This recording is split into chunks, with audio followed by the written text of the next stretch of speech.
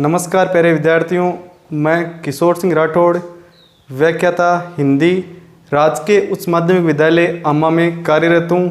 मैं आज से आपको ऑनलाइन क्लासेस के अंतर्गत हिंदी साहित्य का जो अलंकार प्रकरण है वो बताने जा रहा हूँ। उसकी परिभाषा, उसके प्रकार, उसके जो तीनों प्रकार है शब्दालंकार, अर्थालंकार और उभयालंकार, उनके बारे में बताऊंगा और उसके अलावा जो अन्य भेद है उनके बारे में भी मैं आपको बताऊंगा।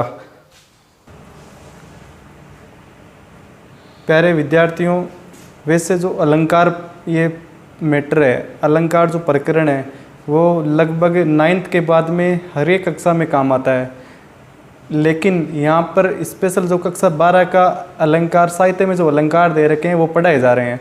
तो अलंकार कहते किसे हैं? अलंकार की जो अलंकार शब्द है वो दो शब्दों से मिलकर बना है। एक तो अलम प्लस कार, अलम धन कार, मतलब अलम का अर्थ है यहाँ पर शोभा और कार का अर्थ है करने वाला, यानी जो काव्य की शोभा करते हैं, जो काव्य की शोभा बढ़ाते हैं।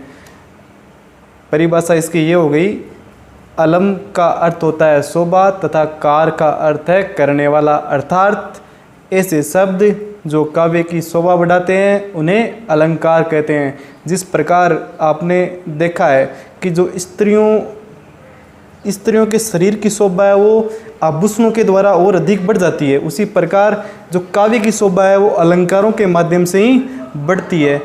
ये अलंकार की परिभाषा आचार्य दंडी ने इस प्रकार दी, काव्य शोभाकारान धर्मान अलंकार प्रचक्षते, मतलब काव्य की शोभा को करने वाले, शोभा को बढ़ाने वाले धर्मों को अलंकार कहते हैं। जो काव्य की शोभा बढ़ाते हैं ऐसे धर्मों को क्या कहा जाता है? अलंकार कहा जाता है। अलंकारों के 3 प्रकार होते हैं, एक शब्दालंकार, 2 अर्थालंकार, 3 उभयालंकार। अब अपन पढ़ते हैं पहला जो शब्दालंकार है उसके बारे में। शब्दालंकार कहते किसको है?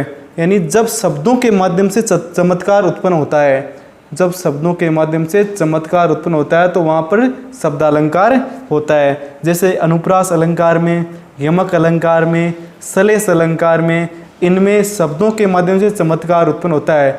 जैसे अनुप्रास अलंकार का अपन एक उदाहरण लेते हैं, भगवान भक्तों की भयंकर बुरी भीति भगाइए, इसमें भय शब्द की आवृत्ति बार बार हो रही है। जैसे यमक अलंकार का लेते हैं हम, कनक कनकते सोगुना मादकता अधिकाय, मतलब इसमें कनक का अर्थ वो अलग अलग, दो जो कनक है उनका अलग अलग अर्थ लगाया जा रहा है। इसके बाद में दूसरा है अर्थालंकार। अर्थालंकार उसे कहते हैं जब चमत्कार अर्थ के माध्यम से प्रकट होता है तो वहाँ पर कौन सा अर्थालंकार होता है, मतलब जब चमत्कार का माध्यम अर्थ हो तो वहाँ पर अर्थालंकार होता है। इनमें उपमा, रूपक, मानवीकरण, जो कक्षा का 12 का मैटर है वो पूरा का पूरा अर्थालंकार ही है।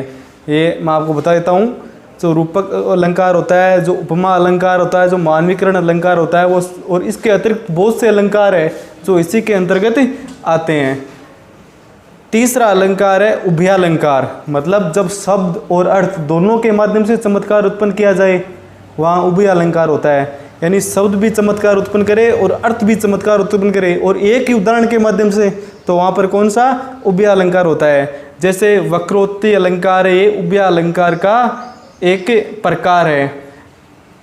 अब अपन कक्षा 12 का जो मैटर है, कक्षा 12 में जो अलंकार है उनको पढ़ते हैं। पहला अलंकार मैं आपको पढ़ा रहा हूँ, विभावना अलंकार। विभावना अलंकार अब किसे कहते हैं, इसकी परिभाषा अपन को देखनी है। तो इसमें देखो, जहाँ बिना कारण के ही कार्य संपन्न हो जाए वहाँ विभावना अलंकार होता है। मतलब जब बिना कारण ही काम हो जाए, कारण नहीं हो फिर भी काम हो जाए तो वहाँ पर विभावना अलंकार होता है। कहने का मतलब यह है कि इसमें विना शब्द आता है, विन, बिना, बिनु, ऐसे शब्दों का प्रयोग किया जाता है। वाचक शब्द इसमें, जब इसका उदाहरण आप पढ़ोगे तो उसमें वाचक शब्द आपको मिलेंगे, बिना, बिनु, विन, इस प्रकार के वाचक शब्द मिलेंगे, यानी बिना कारण ही वहाँ पर काम होता है। देखो अपन उदाहरण पढ़ते हैं इसका एक, बिन पद चले सुने बिन काना, कर बिन कर्म करे विधि नाना, मतलब बिना पैरों के चला जा रहा है, बिना कानों के सुना जा रहा है, बिन पद चले, बिन सुने बिन काना, कर बिन कर्म करे, बिना हाथों के कार्य किया जा रहा है, और वो भी विभिन्न प्रकार का विधि नाना। मतलब ये अलंकार है वो विभावना अलंकार का उदाहरण बताया है मैंने आपको। अगला देखो, निंदक नीरे राखिए, ये सेकंड उदाहरण है। निंदक नीरे राखिए, आंगन कुटी छवाए, बिन पानी साबुन बिना निर्मल करे सुबाए। मतलब इसमें देखो बिन आ गया, और ऊपर वाले में भी बिन आया था, इसमें भी बिन शब्द आया है। निंदक नीरे राखिए, मतलब जो निंदा करने वाले लोग होते हैं उनको अपन को अपने पास में रखना चाहिए। आंगन कुटी छवाए, मतलब अपने आंगन में अपने नज़दीक एक कुटिया बना करके, कहने का मतलब है ये, मतलब उनको अपने नज़दीक रखना चाहिए। बिन पानी साबुन बिना निर्मल करे सुबाए, ऐसे लोग अपना स्वभाव वो बिना पानी और बिना साबुन के निर्मल कर देते हैं। मतलब जब आलोचक अपने पास रहते हैं तो अपने स्वभाव में जब वो आलोचना करते हैं तो अपने स्वभाव में उनके अनुसार परिवर्तन होता रहता है और अपन में सजनता आती रहती है। अगला जो प्रकार है वो विशेषोक्ति है। विशेषोक्ति अलंकार है। देखो इसकी परिभाषा ये है, जहाँ कारण के होने पर भी कार्य के न होने का वर्णन हो वहाँ विशेषोक्ति अलंकार होता है। इसमें क्या होता है, कारण होता है लेकिन काम नहीं होता है।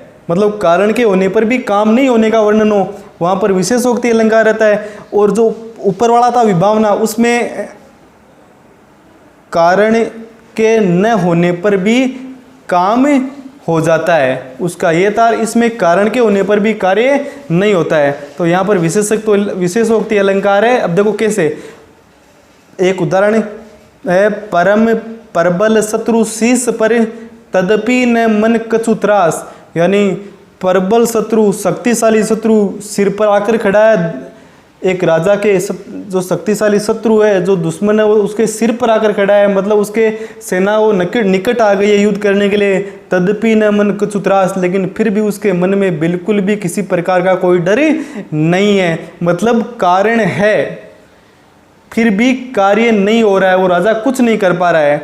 अगला देखो सेकंड उदाहरण है, सरिता के शीतल जल में दिन भर रह गई समाई, पर शीतलता न तनिक भी उसके जीवन में आई। मतलब इसका है कि सरिता के शीतल जल में, सरिता कहते हैं नदी को, नदी का जो शीतल जल है, ठंडा जल है, उसमें दिन भर एक युक्ति के बारे में बताया गया कि वो दिन भर उस नदी के शीतल जल में, ठंडे जल में रह गई, लेकिन फिर भी क्या होता है, पर शीतलता ने तनिक भी उसके जीवन में आई। फिर भी उसके जीवन में, उसके मन में, उसके शरीर में, उसके तन में किसी प्रकार की कोई शीतलता का आगमन नहीं हुआ, किसी प्रकार की कोई शीतलता नहीं आई। मतलब कहने का यह है कि यहाँ पर कारण मौजूद है, शीतल पानी है, शीतल जल है, लेकिन जो युवती उसमें खड़ी है उसके शीतलता नहीं आ रही है। मतलब कारण है फिर भी कार्य नहीं हो रहा है। तो बच्चों आज अपन यहीं पर अपने इस प्रकरण को समाप्त करते हैं। कल से अगला प्रकरण, इसका अगला जो प्रकार है, अगला भेद है, वो अलंकार का पढ़ेंगे। धन्यवाद।